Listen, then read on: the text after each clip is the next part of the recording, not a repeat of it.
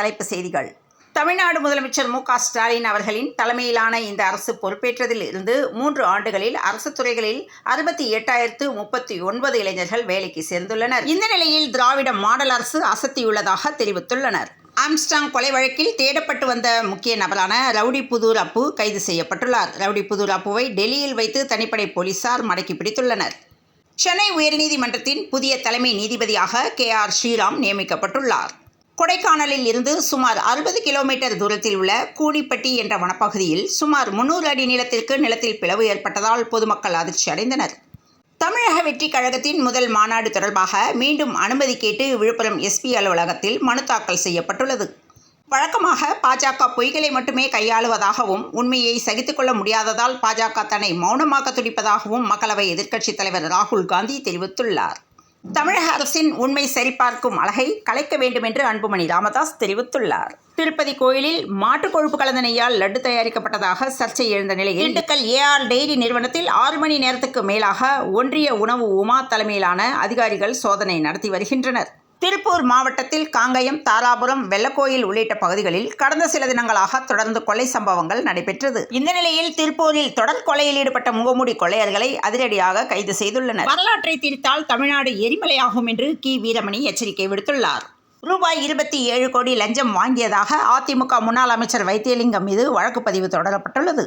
மக்களவை எதிர்க்கட்சித் தலைவர் ராகுல் காந்தியை அவதூறாக பேசியதாக தமிழக பாஜக பொறுப்பாளர் H. ராஜா மீது வழக்கு பதிவு செய்ய கோரி நெல்லை மாவட்ட காவல் கண்காணிப்பாளரிடம் புகார் மனு அளிக்கப்பட்டுள்ளது.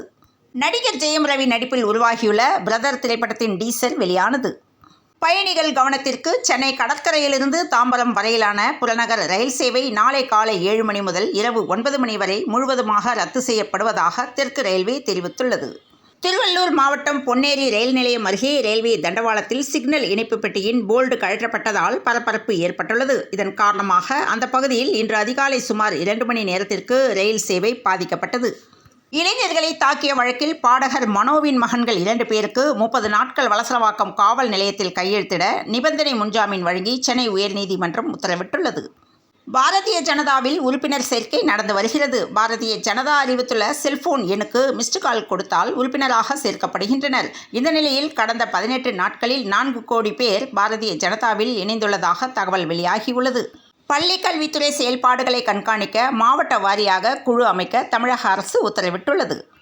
மக்கள் நீதி மய்யத்தின் நிரந்தர தலைவர் கமலஹாசன் என்று ம.நீ.ம. பொதுக்குழு தீர்மானம் நிறைவேற்றப்பட்டுள்ளது. புதுச்சேரியில் 7வது ஆண்டாக நடைபெறும் புதுச்சேரி இலக்கிய திருவிழா 2024 நிகழ்ச்சியில் தமிழக ஆளுநர் R.N. ரவி சிறப்பு விருந்தினராக கலந்து கொண்டார். கிருஷ்ணகிரி அருகே ராயக்கோட்டை, கெலமங்கலம் அருகே மோட்டார் சைக்கிள் மீது தனியார் நிறுவன வாகனம் மோதி ஊராட்சி மன்ற கவுன்சிலரின் கணவர் உட்பட 2 பேர் உயிரிழந்தனர். தகவலறிந்த பொதுமக்கள் 10 பஸ்களை அடித்து நொறுக்கியதால் அங்கு பரபரப்பு ஏற்பட்டது. திருச்செந்தூரில் பாரதிய ஜனதா மத்திய மந்திரி எல். முருகன் திருச்செந்தூர் சுப்பிரமணிய சுவாமி கோவிலில் இன்று சுவாமி தரிசனம் செய்தார். இந்த நிலையில் 2026இல் தமிழகத்தில் பாஜக தலைமையிலான கூட்டணி ஆட்சி அமையும் என்று மத்திய மந்திரி எல். முருகன் தெரிவித்துள்ளார். மீனவர்களுக்கு மொட்டை அடித்ததை விட லட்டு பிரச்சனைதான் பெரியதா என்று சீமான் ஆவேசமாக பேசியுள்ளார். சாம்சங் தொழிலாளர்களின் கோரிக்கை நிறைவேற அரசு நடவடிக்கை எடுக்க வேண்டும் என்று G.K. வாசன் வலியுறுத்தியுள்ளார். உதகையில் உள்ள தேசிய நகர்ப்புற வாழ்வாதார இயக்க அலுவலகத்தில் கணக்கில் வராத ரூபாய் 4 லட்சம் பணத்தை லஞ்ச ஒழிப்புத்துறை போலீசார் வெள்ளிக்கிழமை இரவு பறிமுதல் செய்தனர். குவாட் மாநாட்டில் பங்கேற்பதற்காக பிரதமர் மோடி 3 நாள் அரசுமுறை பயணமாக அமெரிக்கா புறப்பட்டார். கோவையில் தலைமறைவாக இருந்த நாகர்கோவில் ரவுடியை சனிக்கிழமை அதிகாலை போலீசார் வளைத்து பிடித்தனர். திருப்பூரில் திருப்பதி லட்டு விவகாரத்தை ஒட்டி வரும் 28ஆம் தேதி ஆஞ்சநேயர் கோயில்களில் சுரை தேங்காய் உடைத்து போராட்டம் நடத்த இந்து முன்னணி அழைப்பு விடுத்துள்ளது. பணிச்சுமையால் உயிரிழந்த ஊழியரின் பெற்றோரிடம் ராகுல் காந்தி வீடியோ காலில் பேசியுள்ளார். முதல்வராக பதவியேற்ற பின்பு கெஜ்ரிவால் காலில் விழுந்து அதிஷி ஆசீர்வாதம் வாங்கியுள்ளார். சென்னை உள்ளிட்ட 8 உயர் நீதிமன்றங்களுக்கு புதிய தலைமை நீதிபதிகள் நியமனம் செய்யப்பட்டுள்ளனர். அதன்படி டெல்லி உயர்நீதிமன்ற தலைமை நீதிபதியாக மன்மோகன் நியமனம் செய்யப்பட்டுள்ளார். சமூக வலைதளங்களில் அதிக லைக்குகள் பெறுவதற்காக ஆபத்தான முறையில் ரீல்ஸ் எடுத்து வெளியிடும் போக்கு தற்போது அதிகரித்துள்ளது. ஆபத்தான முறையில் ரீல்ஸ் எடுக்கும் போது சிலர் உயிரிழந்த சம்பவமும் நடைபெற்றுள்ளது. தற்போது குழந்தையை வைத்து ஆபத்தான முறையில் ரீல்ஸ் எடுத்த பெண்ணின் வீடியோ இணையத்தில் வைரலாகியுள்ளது.